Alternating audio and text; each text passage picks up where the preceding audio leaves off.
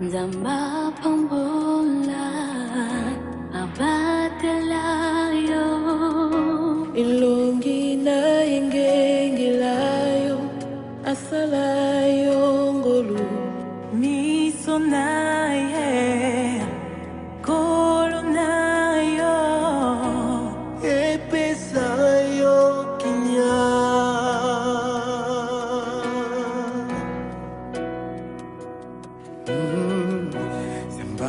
pambola beabatelayo ilongi na yengengelayo hasalayo. Bonjour, bonsoir, les bien-aimés qui me suivent. Nous sommes dans la suite de notre intitulé du livre Ultime Révélation sur la destinée de l'homme.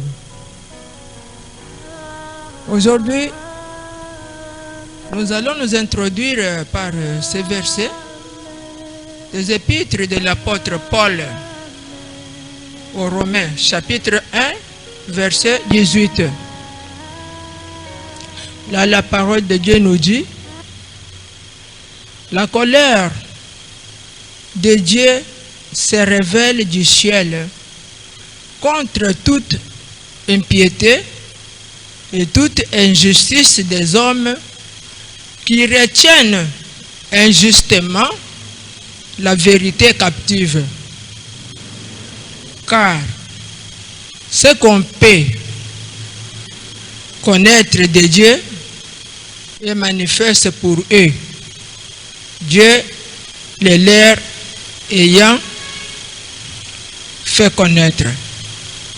C'est ce passage de Dieu qui nous introduit dans notre partage d'aujourd'hui. Mais pour bien comprendre, je peux faire une petite révision sur ce qu'on a fait, ce qu'on a vu précédemment. Quand nous parlons de l'ultime révélation sur la destinée de l'homme, Dieu m'avait fait voir quelque chose qui est là sur les tableaux. Je peux faire une petite révision sur ça. Dieu m'a fait voir une colonne descendre du ciel, composée de 3 rangées de briques. Arrivée à 3 mètres pour toucher le sol, la colonne s'arrêta, sans être tenue de qui que ce soit ou de quoi que ce soit, avec un manquant au milieu.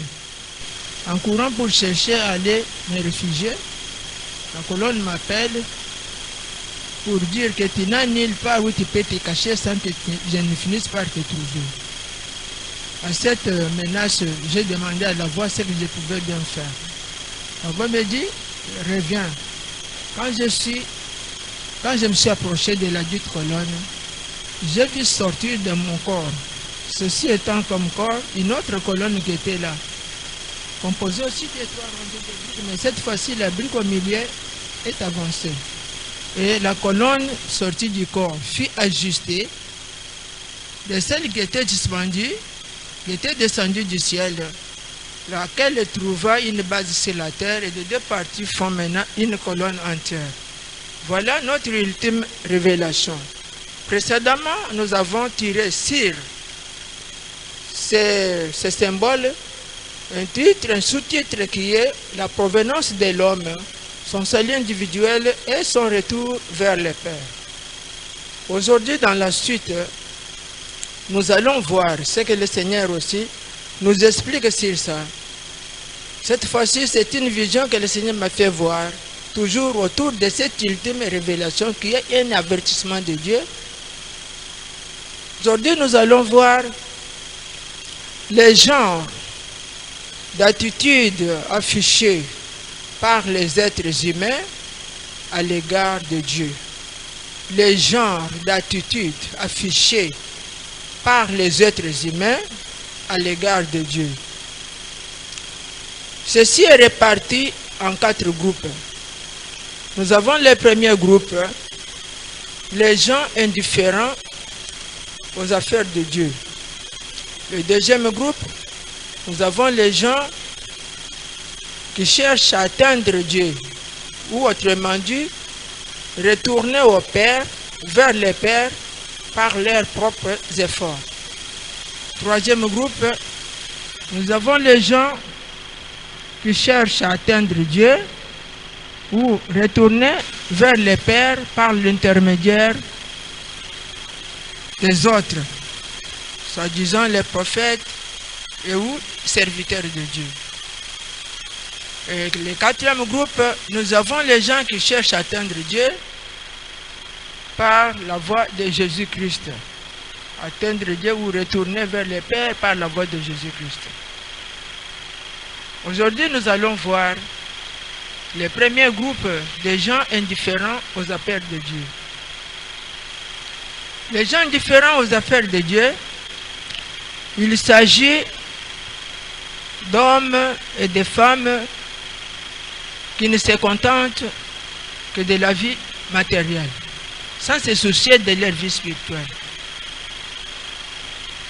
Ils sont distraits et dominés, entre autres, par l'apparence de l'invention technologique et oublient ainsi l'essentiel à connaître concernant leur éternité. Au fait, l'inventivité technologique n'est pas mauvaise en soi. C'est une capacité qui différencie l'homme de toute autre créature. Et c'est une preuve tangible qui nous montre qu'à la création, quand Dieu a dit que la lumière soit, la lumière fit, que ceci, cela soit, l'esprit de l'homme était dans l'esprit de Dieu. Parce que nous voyons au 6e jour, Dieu a dit, créons l'homme à notre image et à notre ressemblance. Dieu créa l'homme à son image et à ses ressemblances. Et Dieu bénit l'homme en lui conférant le pouvoir de procréer et de dominer sur toute autre créature. L'esprit tiré de l'esprit de Dieu continue maintenant le travail de la création sur la terre. Il transforme l'état brut des choses en état fini pour la consommation.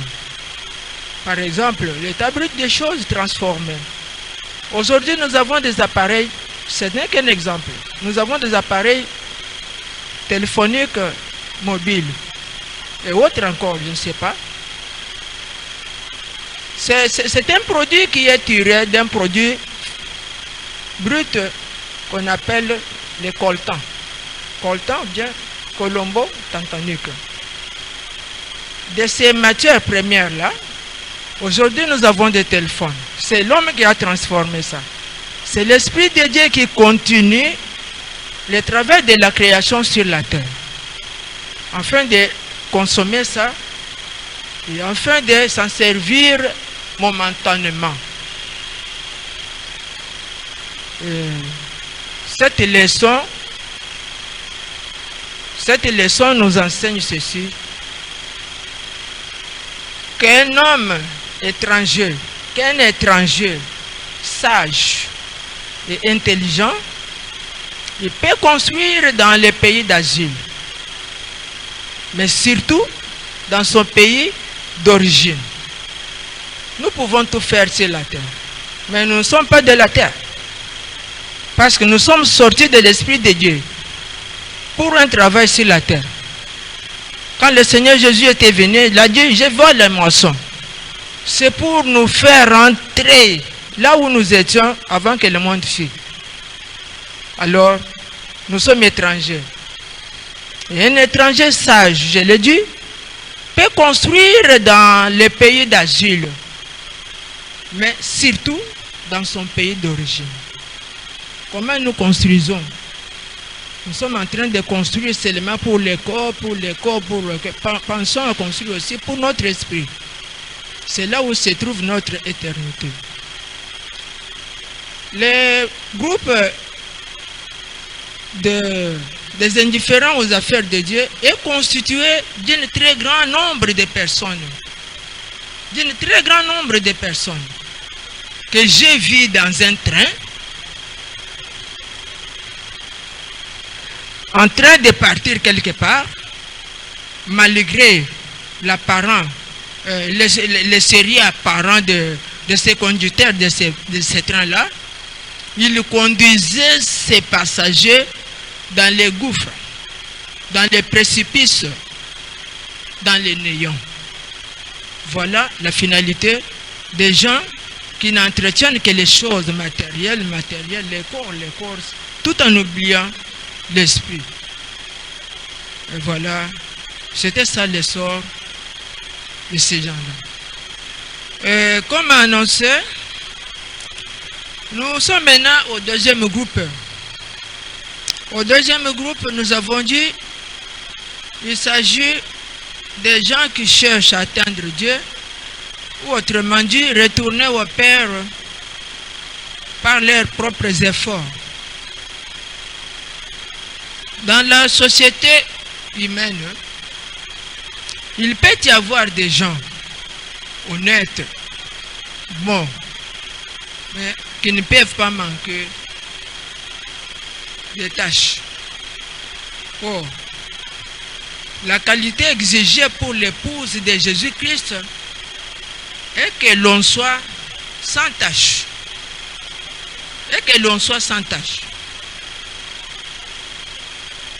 C'est donc une qualité qu'on ne peut recevoir que par la purification au moyen du sang de Jésus-Christ, pour que l'on soit sans tâche. Alors, ceux qui optent la voie d'aller, de retourner au Père par leurs propres efforts, qu'ils abandonnent cette voie-là. Parce que ils cherchent l'égarement total de leurs âmes. L'homme ne connaît pas d'où il vient et il ne connaît pas où il va, à part Jésus-Christ qui a dit: quoique je rende témoignage de moi-même, mon témoignage est vrai, parce que je sais d'où je suis venu et où je vais. À part Jésus, il n'y a personne qui connaît d'où il vient et où il va. Alors, c'est en Jésus-Christ où nous devons nous attacher. Et le mien à faire ici, c'est d'accepter le sacrifice expiatoire du sang de Jésus-Christ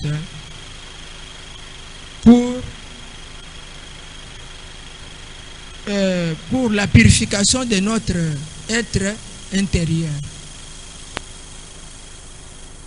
C'est ça. C'est le seul moyen pour notre purification de notre être intérieur, afin de rentrer en communion parfaite avec Dieu. Chercher à aller tout seul, on ne saura pas. Il y a un petit exemple du tour de Babel. Et on construit pour monter, atteindre le sommet pour voir, je ne sais pas, Dieu. Mais on les a dispersés.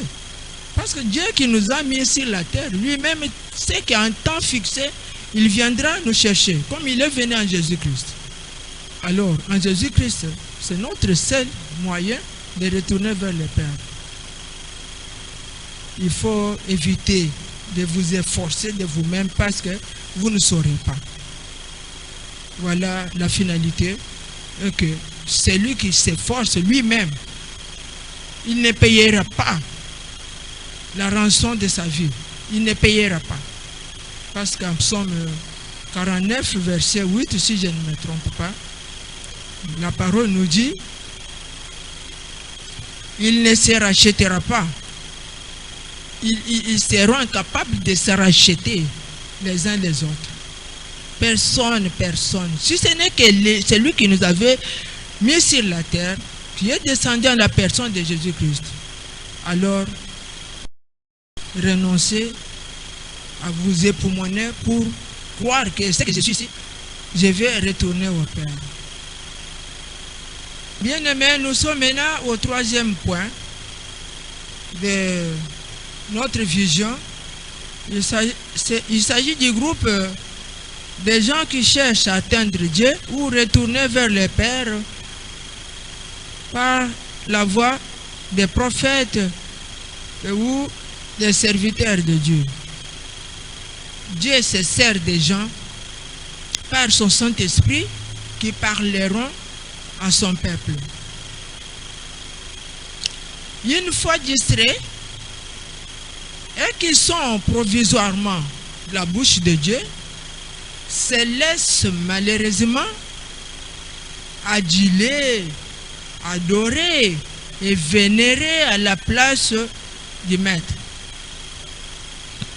tout en oubliant qu'ils sont des serviteurs et qu'aucun serviteur ne peut pas faire entrer dans la maison de son patron son ami. Aucun. Même si cela est parfois faisable ailleurs. Même si cela est parfois faisable ailleurs. Dans le cas présent de notre retour au ciel, de notre entrée au ciel, seul le Fils peut le faire et non un ami. Seul le Fils peut le faire. C'est Jésus-Christ seul qui a le pouvoir de nous faire entrer dans la maison de son Père. Mais un serviteur n'a pas ce droit de faire entrer ses amis dans la maison du Père. Mais seul le Fils, dans les cas qui nous concernent ici, pour notre retour au ciel. Seul le Fils peut le faire. Et le Fils, c'est Jésus-Christ dans ce cas ici. Toute vénération attribuée à l'homme suscite la colère de Dieu. Parce que tous tels que nous sommes là, chacun de nous rendra compte à Dieu pour son comportement ici-bas et non à quelqu'un d'autre. Chacun de nous rendra compte à Dieu, à quelqu'un d'autre. Et nous voyons aussi dans le livre de Job, chapitre 1, verset 5. Il y a le passage qui nous dit: crie maintenant, qui te répondra? Auquel dessein t'adresseras-tu? C'est la parole de Dieu. C'est Dieu qui parle. Alors comme ça, chacun de nous rendra compte à Dieu de tout ce qu'il aura fait sur cette terre. Maintenant, nous devons nous garder à ne pas compter sur un homme. Les hommes sont les serviteurs de Dieu, qui luttent aussi pour être agréables devant Dieu. Et de grâce, ensemble avec l'apôtre Jean, ensemble avec le prophète Jean-Baptiste, nous disons ici: celui à qui appartient l'épouse ou l'esprit de l'homme, c'est l'époux ou l'esprit de Dieu. Et l'ami de l'époux, un serviteur qui répond au désir de Dieu, qui fait ce que Dieu lui demande de faire selon son désir, il est ami de Dieu. Et ce serviteur-là, Jean-Baptiste, s'est dit lui-même que je diminue et que l'époux croisse. L'époux ici, si nous voyons Jésus-Christ, qui doit croître dans la vie de chacun à qui on a annoncé Jésus et a accepté Jésus-Christ. Ce n'est pas nous les hommes, nous sommes que les messagers, nous sommes que ceux-là qui annoncent, comme on a annoncé chez nous, chacun de nous est épouse, qui a à faire pour plaire à Dieu uniquement. Parce que chacun de nous est unique devant Dieu. Étant enfant de Dieu, étant épouse de Jésus, nous sommes en train de servir le Seigneur pour informer aussi cette vie éternelle qui ne passe que par Jésus-Christ aux autres. Évitons la distraction pour prendre la place du Maître. Parce que nous ne sommes pas les maîtres de cette œuvre. Le Maître est là, à qui nous allons rendre compte. Voilà. Que l'époux croisse Et que nous, c'est là qu'il y a mis qui en sait l'époux à la personne diminue. Voilà la finalité du troisième groupe. Et bien aimé, nous passons maintenant au quatrième groupe, qui est le dernier de ces groupes. C'est le groupe qui cherche à atteindre Dieu ou retourner vers le Père par la voie de Jésus-Christ. Humainement parlant, les gens n'acceptent pas quelqu'un ou quelque chose qu'ils n'ont jamais vu et qu'ils n'ont jamais entendu et en qui ils n'ont pas confiance. Les gens n'acceptent pas. Les gens aiment voir quelqu'un là, on vous a annoncé, ils aiment voir. Maintenant, dans le cas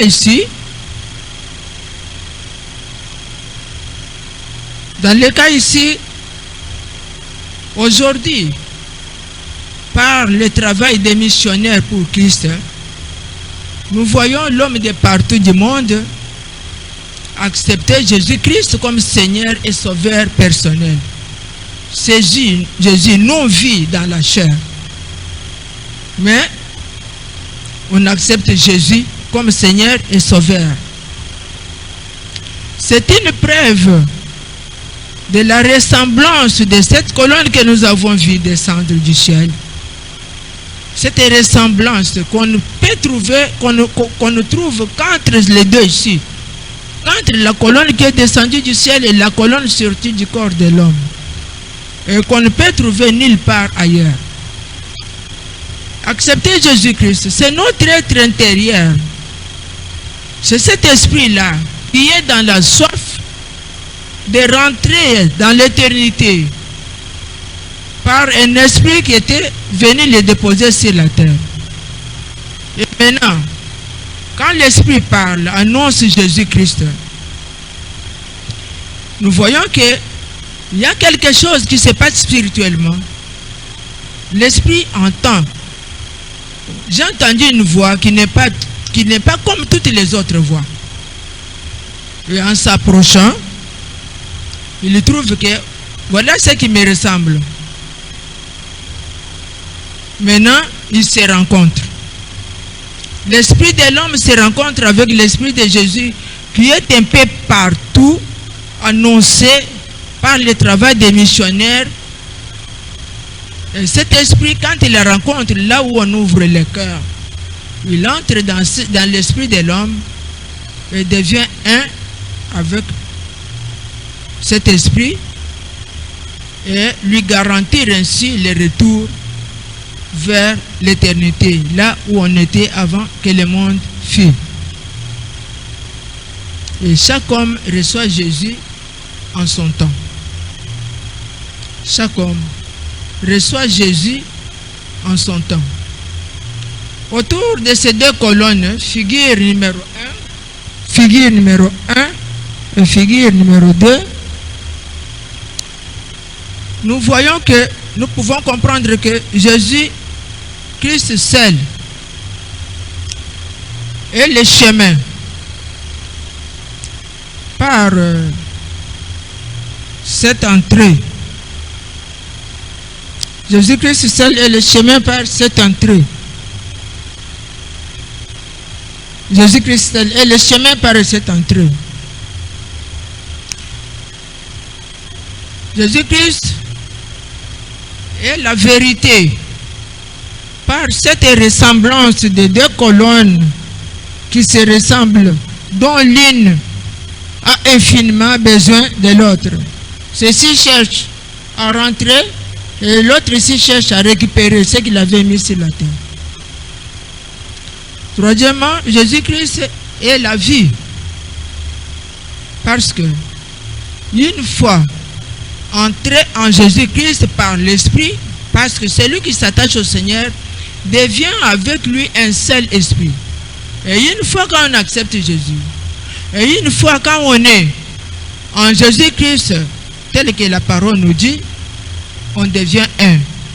Et quand on est là, personne ne peut séparer et personne ne peut ravir ce qui est entre les mains de Dieu. C'est pour la vie éternelle. Voyons que l'accomplissement de la parole de Dieu, Jésus lui-même avait dit que je suis le chemin, je suis la vie, et je suis la vérité, et je suis la vie. C'est Jésus qui avait dit. Qui de notre génération était né? Mais par ce symbole, nous voyons que ça confirme la parole de Jésus. Il n'y a qu'un seul numéro qui convient pour l'esprit de l'homme. C'est l'esprit de Dieu par Jésus-Christ. Alors, voilà la conclusion de tous ces quatre groupes, d'attitude des gens affichés à l'égard de Dieu. Chers frères, chères sœurs, chacun de nous se retrouve quelque part. Chacun de nous se retrouve quelque part. Chacun de nous, de tous ceux-là qui me suivent, se retrouve dans un ou un autre groupe. Mais moi, je vous dis, je suis déjà dans le quatrième groupe. Parce que dans le quatrième groupe, je vois que je rencontre celui qui m'avait déposé sur la terre. Et je suis garanti de mon retour vers l'éternité, là où nous étions avant que le monde fût. J'aimerais que nous soyons ensemble, que nous soyons tous ensemble, parce que en dehors de ces groupes ici, il n'y a que le grincement des dents, il n'y a que l'égarement total, il n'y a que la mort éternelle. Je vous remercie.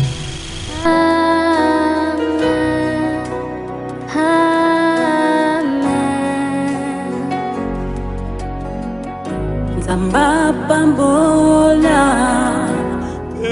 abatela yo ilungi na yengengela